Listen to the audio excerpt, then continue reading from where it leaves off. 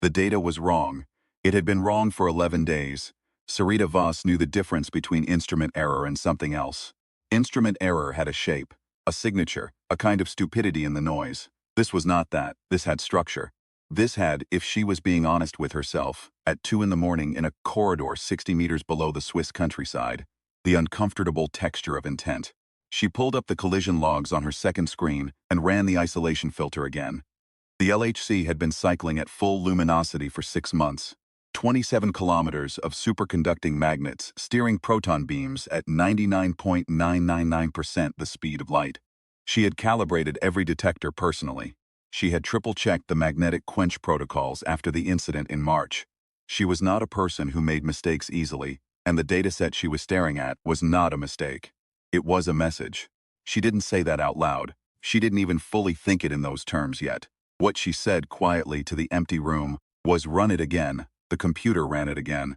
The anomalous signal sat in the data like a stone in still water. Not rippling, not diffusing, just there. A discrete pattern in the invariant mass distribution of the Didn't.Jhone channel, recurring at intervals that bore no relationship to any known standard model process. She had checked it against every decay table she knew. She had run it past 2 colleagues in different time zones under the pretext of asking about systematic uncertainties. Neither of them had seen it for what it was, but she had. Sarita leaned back in her chair and looked at the ceiling. Somewhere above her was an alpine meadow, dark and cold, the stars enormous at this altitude. Somewhere above that was everything else. The planet, the solar system, the 400 billion stars of the Milky Way arranged in their slow, vast rotation. Matter turning around matter. Time turning around time. She had written her doctoral thesis on the Gödel metric. She was perhaps one of 300 people on Earth who had read every paper Gödel ever published and actually understood the mathematics in each one. Not appreciated. Understood. The difference mattered. Gödel had shown, in 1949, that Einstein's field equations permitted a solution in which the entire universe rotated. And in a rotating universe, the geometry of spacetime itself permitted paths that curved back into their own past. Closed time-like curves. Not science fiction, not speculation. A mathematically rigorous consequence of the most experimentally verified theory in human history. Most physicists treated it the way you treat an embarrassing uncle at a family gathering. They acknowledged it was there. They did not bring it up in polite company. Sarita had spent 6 years building toward a very specific hypothesis. That the LHC, under the right conditions, might be generating a localized region of extreme spacetime curvature. Not a black hole, nothing so crude, but a topology that briefly, fractionally, shared properties with a Gödel universe. A flicker, a hiccup in the geometry of now. Long enough she had calculated for a signal. Not matter, not a person, just information, just mathematics. She had not expected it to work. That was the honest truth. You don't build an experiment expecting the universe to say yes. You build it so that when it says no, the no is precise and useful. The universe had not said no. The signal, once she isolated it fully, once she stripped away the background radiation, the detector noise, the quantum foam of a trillion simultaneous particle interactions, resolved into something she sat with for a very long time before she accepted what she was seeing. It was a proof, partial, fragmentary, written in the mathematical language of high-energy particle physics, encoded in collision angles and energy distributions, the way that a code can be embedded in the intervals between notes of a piece of music. Someone had used the physics of particle decay as an alphabet. They had used the LHC's own detection thresholds as a paper, and they had run out of room. The proof was incomplete. She had seen incomplete proofs before. Graduate students produced them constantly. But there was a difference between a proof that was incomplete because the student hadn't finished it, and a proof that was incomplete because whoever was writing it had run out of time. One feels like an open door. The other feels like a door that has been forced shut. This felt like the second thing. Sarita sat for a long time looking at the fragmentary equations on her screen. They concerned, as far as she could tell, the conditions under which a closed time-like curve could be made stable, could be controlled, could be used not merely to send a signal, but to maintain a channel, a two-way bridge across the topology of time. Whoever had written this had been trying to tell her how. They had nearly succeeded.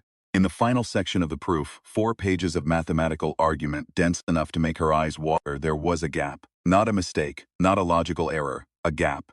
A section that should have existed and didn't. And in the space where the conclusion should have been, There was a single symbol that she recognized immediately. The symbol for incompleteness. It was Gödel's own notation. The notation from the 1931 paper, the one that had broken mathematics, the one that had proved that within any sufficiently complex formal system there exist true statements that cannot be proven within that system. She recognized it the way you recognize a face you've only seen in photographs. The slight surprise of encountering something you knew only in the abstract, suddenly real and immediate and present. Someone had encoded Gödel's own incompleteness symbol into the collision data of a particle accelerator in the 21st century, in a proof that was trying to describe how to travel through time. She did not sleep. By morning, she had verified the signal through 4 independent analysis pipelines. By afternoon, she had constructed a partial decoding of the mathematical language used, not intuited, not guessed, but derived systematically from the internal consistency of the proof structure, the way you reconstruct a grammar from a corpus of text. By evening, she had recognized something that froze her in place for a long time. The mathematics was not entirely human. It wasn't alien in the sense of being incomprehensible. It wasn't alien in the sense of being inaccessible. But there were notations, structural choices, ways of representing certain topological relationships that no human mathematician would have chosen. They were more efficient than anything she had seen. They were in the way that a master calligrapher's work is different from a competent student's work, distinctly shaped by a different mind, a different history of minds, a different civilization's centuries of accumulated mathematical thought. She had made contact. She had not made it with anything that was currently alive. That took some time to process. What she was holding, what was encoded in the noise of the world's most powerful particle accelerator, what had been placed there with extraordinary care and precision by whoever had written it, was a message from the dead, from a civilization that had existed long enough to solve the mathematics of closed time-like curves, that had existed long enough to use that technology to send a signal backward, and that had ceased to exist before the signal could be completed. They had used the last reach of their civilization to send a gift to a species they had never met, whom they might only have been able to infer from the topology of the time-like curve itself. A species somewhere in the future of their own past, with a particle accelerator large enough to receive the signal, with a physicist persistent enough to notice it. They had sent the gift, and they had run out of time to finish it. She thought about that for a long time. She thought about what it meant to have run out of time while trying to explain how to defeat time. There was something in it that felt like a joke, except that nothing about it was funny. She thought about Gödel himself, about a man who had published the most consequential result in the history of mathematics at 24 years old, who had spent the remaining 50 years of his life in a gentle deterioration, convinced that someone was trying to poison his food, eating less and less, until he weighed 65 pounds at his death, who had written, in a paper that most of his colleagues treated as the product of that deterioration, a solution to general relativity that permitted time travel, who had perhaps understood something about the universe that the rest of the field was not prepared to accept. She wondered if he had known, if he had been trying to tell someone, not in the way you tell someone a fact, but in the way you leave a door ajar. She opened a new document and wrote at the top of it, simply, "The proof is incomplete. I will complete it." She stared at the sentence for a moment. Then she added, beneath it, "Like most great discoveries, the first time is an accident." She was not sure where that came from. It felt borrowed, like something she had read a long time ago and only just remembered. Then she got to work.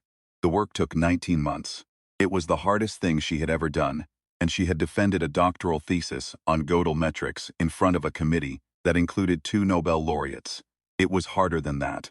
The alien mathematics was not impossible. It was deeply, almost aggressively possible, which was worse, because it meant she could always see the next step and frequently could not reach it. It was like trying to follow a path in the dark by feel. You knew there was solid ground ahead because your foot had just left solid ground. You knew there was a direction because the path had a direction, but you could not see. She made 3 significant errors, caught all 3, and backtracked with the grim efficiency of someone who has learned that the cost of uncaught errors is higher than the cost of found ones. She published nothing. She told no one. This was not out of secrecy or paranoia, but out of a simple professional calculation. What she was doing was either the most important scientific discovery in human history, or a very elaborate pattern she was finding in noise, and until she knew which, Publication would accomplish nothing except make her the subject of a certain kind of departmental conversation. The LHC continued to run. The signal continued to appear in the Didn't.Jhone channel at regular intervals, steady as a heartbeat, patient as geology. She sometimes sat with it in the early hours, when the control room was empty, and found herself talking to it the way you talk to a sleeping person, not expecting a response, just filling the silence with something. She talked about what she was working on. She reported her progress. She described the 3 errors she had caught and how she had caught them. She was aware this was not rational behavior. She was also aware that she was alone in a way that is particular to certain kinds of work, the aloneness of someone who knows something that no one else knows, who carries a weight that cannot be shared because sharing it requires explaining it, and explaining it requires finishing it first. On a Tuesday morning in October, 19 months after she had first isolated the signal, she wrote the final line of the proof. She checked it. She checked it again. She checked it a 3rd time using a different approach, the way you check a lock by trying to pick it yourself. It held. The mathematics held. The gap in the alien proof, the place where they had run out of time and stopped, closed under her hand like a wound closing. The 2 halves fit together with a precision that made her breath catch. Because the alien half and the human half had been written centuries apart and in utterly different traditions, and they fit as though they had always been meant to fit, as though the gap had been shaped for a human mind specifically, as though whatever had been at the other end of that signal had known something about who would receive it. She sat with the completed proof for a long time. Then she thought about what the proof actually described. It described with full mathematical rigor how to create and maintain a stable closed time-like curve using the LHC as a seed. How to fold space-time not into a black hole but into a bridge, a path that curved back on itself and arrived at its own beginning. It described the precise energy parameters required. It described the detector configurations. It described, in the alien mathematical notation she had spent 19 months learning, the error modes and how to avoid them. It was, in every meaningful sense, an instruction manual. For time travel, she had in her hands the instruction manual for time travel, co-authored by a dead alien civilization and a human physicist who ate too much instant noodles and hadn't slept properly in 2 years. She laughed. It was not entirely a happy laugh, but it was genuine.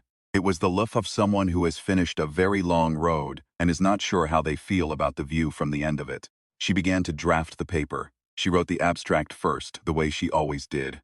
We report the isolation and decoding of a mathematically structured signal in the Didn't.Jhone invariant mass spectrum at the LHC, encoding a partial proof of stable closed time-like curve generation. The proof is here completed. She stared at the abstract for a moment. Then she deleted the word partial and did not replace it. She sent the paper to 3 people. A relativist at CERN, whom she trusted absolutely. A mathematician at Cambridge who had worked on Gödel metrics in the 90s, and then left the field to do something more tractable. And a theoretical physicist in Tokyo who had once, at a conference, told her quietly that her doctoral thesis was the most interesting work she'd read in 10 years. In a tone that suggested this was not something she said lightly. The responses came back within 48 hours. All 3 of them said, in different ways, "Come here, I need to see this in person. What have you done?" She flew to Geneva first. Sat across the table from the relativist, a compact, careful man who had the habit of going absolutely still when he was thinking hard, and watched him work through the proof over 6 hours. He asked questions, she answered them. He went still 4 times. At the end of 6 hours, he looked up and said, in French, something that she translated internally as, "This is real," she said, in English that she knew. He asked after a pause, who else had worked on this? She said, "No one," he said, meaning the alien half. She said, "That's the question, isn't it?" They sat with that for a while.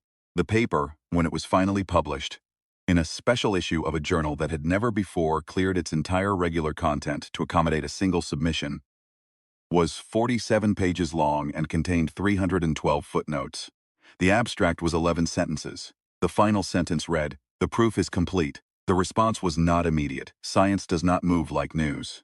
But it moved, and it moved the way large things move, with a slowness that is itself a measure of the scale of what is being displaced. 3 independent groups attempted to verify the decoding within a month. 2 confirmed it. The 3rd raised a methodological objection to the signal isolation procedure that was addressed within the week. By the time the first attempted verification of the experimental protocol was scheduled, the first LHC run designed explicitly to test the predicted parameters. The story had escaped the physics community and entered the atmosphere. She gave interviews. She was measured and precise in them. When people asked her what it meant that the signal came from a dead civilization, she said it meant that someone had decided to try, even knowing they might not have enough time to finish. When people asked her what it meant that the proof was incomplete when received, she said it meant that completion had been left to whoever found it.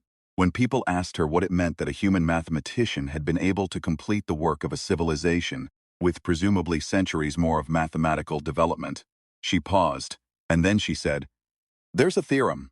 Gödel proved it. Within any sufficiently complex formal system, there are true statements that cannot be proven within that system. You always need something from outside. You always need another mind, another tradition, another way of looking at the problem. That's not a bug. That's the structure of knowledge itself. They knew mathematics, we didn't. We knew things they didn't. That's why there was a gap. And that's why I could fill it." The journalist nodded, writing this down, then asked, "What did you know that they didn't?" She thought about it. She thought about 19 months of working alone in the small hours. She thought about talking to a signal she knew couldn't hear her, about laughing in an empty room, about the particular stubbornness of someone who refuses to stop working on a thing just because it's hard. "I knew how to keep going," she said, when the proof ran out. The first experimental run was 6 months later. She stood at the control console in the same corridor where she had first isolated the signal, surrounded now by a team of 43 people, and observed via satellite link by approximately 3,000 more. The parameters she entered were taken directly from the proof. Alien notation translated into LHC engineering with the same systematic rigor she had applied to the decoding. The control room was very quiet. The beam ran. The detectors sang with data. On the main display, the invariant mass plot updated in real time, and there, in the Didn't.Jhone channel, the signal appeared. Not the received signal, not the alien proof. A new signal, generated by the experiment itself, folded back through the topology of spacetime to appear at the reception threshold they had calibrated from the original message. They had sent a signal to themselves, not in a circle, not in a loop, in a proof, a demonstration, a confirmation that the closed time-like curve was stable, that the mathematics was correct, that the channel was open. She looked at the plot for a long time.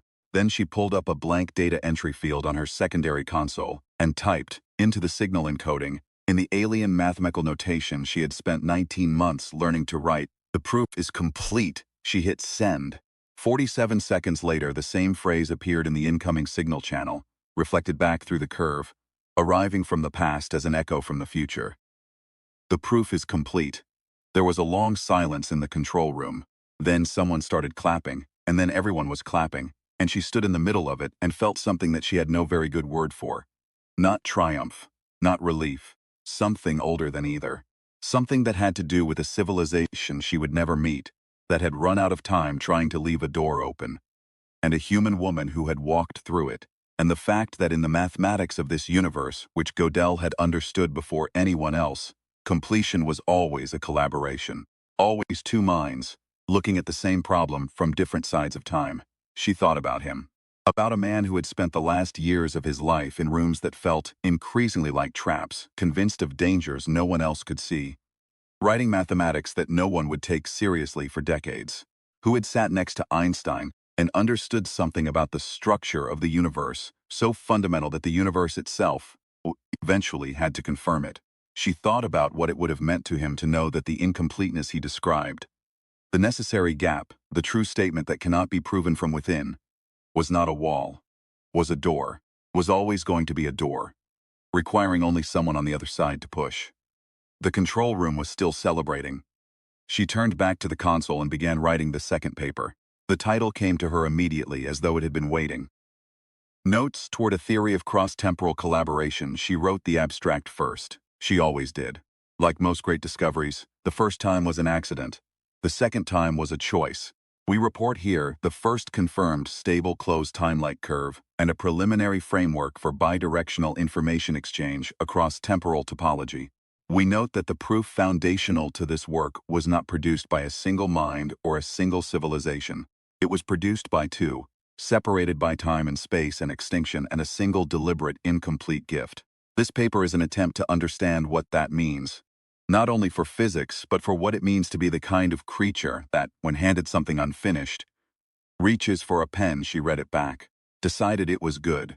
Then she opened a new message, addressed it to the relativist in Geneva, the mathematician in Cambridge, the theoretical physicist in Tokyo, and 40 other people whose work she had been reading for years without meeting. And she wrote, "I think we're ready to begin." The stars above the meadow above the accelerator turned in their old patient arcs. In a room below them, a proof completed itself. In a universe described by that proof, time moved in several directions at once, and none of them was wrong. And the incompleteness at the heart of everything was not an ending. It was an invitation.